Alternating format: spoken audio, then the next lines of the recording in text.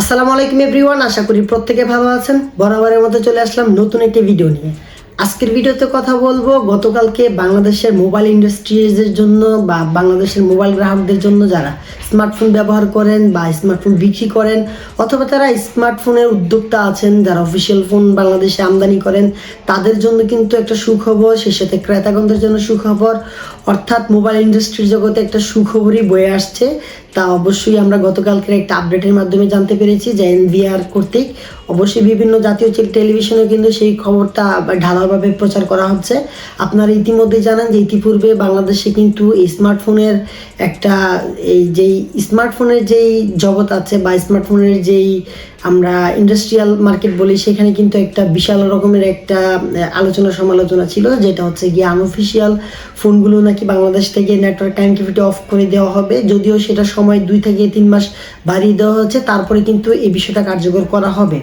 এখন তারপরে কিন্তু আমরা অনেকে একটা মানে প্রবলেমের মধ্যে পড়ে গিয়েছিলাম যে আনঅফিসিয়াল ফোন বাদ দিলে অফিসিয়াল ফোন কিনতে হলে কিন্তু অনেক কস্টিং দিতে হয়। যে বর্তমানে 15 থেকে 56% যেই ভ্যাট অ্যান্ড ট্যাক্স, সেটা দিয়ে কিন্তু একটা অফিসিয়াল ফোন কিনতে গেলে প্রায় একটা স্মার্টফোন থেকে শুরু অর্ধেকের আর বেশি প্রাইস দিয়ে আপনাকে আরও বেশি মূল প্রাইস থেকে সেটাকে আপনাকে ক্রয় করতে হবে। তো সেটার জন্যই এনবিআর একটা আপডেট দিয়েছে যে এই মোবাইল ফোনের যে শুল্ক যেটা আছে, ভ্যাট অ্যান্ড ট্যাক্স আছে, সেটা কিন্তু কমিয়ে আনা হবে এই স্মার্টফোনের গ্রাহকদের জন্য বা স্মার্টফোনের ইন্ডাস্ট্রি বাঁচিয়ে রাখার জন্য, বা যেই সরকারের রাজস্ব সেটার জন্য কোনো রকমভাবেই বাধাবিঘ্ন না হয়, কোনো রকম বন্ধ না হয়। সেই সাথে যারা উদ্যোক্তা আছে, যারা আমদানিতে জড়িত আছে বা যারা আমদানি করে, যারা এই বিদেশ থেকে স্মার্টফোনগুলো মানে আপনার ব্যবসায়িক কাজে আমদানি রপ্তানি করে থাকে, তাদের জন্য কিন্তু এই আপডেটটা সত্যি একটা হেল্পফুল। এটাই কিন্তু সবাই আশা করছিল যে একটা মিনিমাম পর্যায়ে যদি ভ্যাট অ্যান্ড ট্যাক্সটা নিয়ে আসা হয়, তাহলে বাংলাদেশের ক্রেতারা যেমন সুবিধা ভোগ হবে,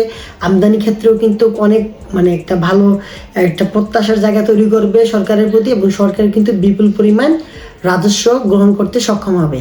একেবারে এই বিষয়টাই সবাই অনেকদিন ধরে মানে চিন্তা ভাবনা করেছিল যে একটা আমদানির যে ভ্যাট অ্যান্ড ট্যাক্স সেটা যদি কমিয়ে আনা হয়, সেটা কত কমানো হয়েছে বা কি পরিমাণ রাখা হয়েছে সেটা এখনো নির্ধারণ করা হয়নি। তবে অনুমান করা যায় যে ওই যে 20 থেকে 25% বা 15 থেকে 20% এই অতটুকু প্রায় রেঞ্জের মধ্যে যদি রাখা হয়, তাহলে কিন্তু সত্যিকার অর্থে আসলেই মোবাইল ইন্ডাস্ট্রিতে নতুন একটা বিপ্লব ঘটতে যাচ্ছে, খুবই মানে যা আমরা বুঝতে পারছি ইতিমধ্যেই। আর আনঅফিসিয়াল ফোন সম্পর্কে বলতে গেলে যদি ভ্যাট অ্যান্ড ট্যাক্স যদি আরও কমিয়ে আনা হয়, তাহলে কিন্তু আমদানি অফিসিয়াল ফোন বাংলাদেশের মানুষ আস্তে আস্তে কিনা বন্ধ করে দিবে। একটা আনঅফিসিয়াল ফোন কিনে অনেক ধরনের প্রবলেমে পড়তে হয়, সেক্ষেত্রে আনসিকিউর থাকে, সেক্ষেত্রে কিন্তু সবাই সচেতন থাকবে।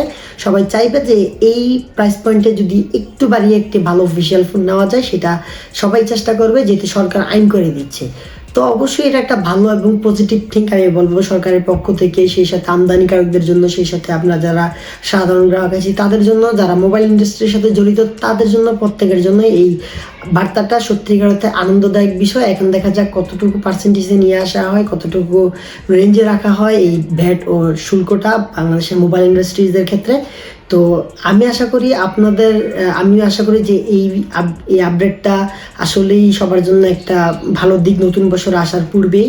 আর আপনাদের কি মনে হয় যে এই যে বার্তাটা দেওয়া হয়েছে এনবিআর এর পক্ষ থেকে, সেটা আসলেই কতটুকু বাস্তবায়ন সম্ভব, এবং বাস্তবায়ন করার ক্ষেত্রে ক্রেতারা কি পরিমাণ আপনার সুবিধা ভোগ করতে পারবে, মানে উদ্যোক্তারা কি পরিমাণ সুবিধা ভোগ করতে পারবে, সেই সাথে বাংলাদেশের রাজস্ব তো বৃদ্ধি পাবেই। তো ওভারঅল এই আপডেটটা জানানোর জন্য আজকের এই ভিডিওটা ভালো লাগলে লাইক কমেন্ট শেয়ার করবেন। নিত্য নতুন টেক ও ইনফরমেটিভ ভিডিও পেতে চ্যানেলটাকে সাবস্ক্রাইব করবেন। যারা ফেসবুক পেজ থেকে দেখে থাকেন ভিডিওটাকে শেয়ার করবেন বন্ধুদের মাঝে। দেখা হবে খুব শীঘ্রই পরবর্তী কোনো ভিডিওতে, পরবর্তী কোনো আপডেট নিয়ে। সবাই ভালো থাকবেন। আল্লাহ হাফেজ, আসসালামু আলাইকুম।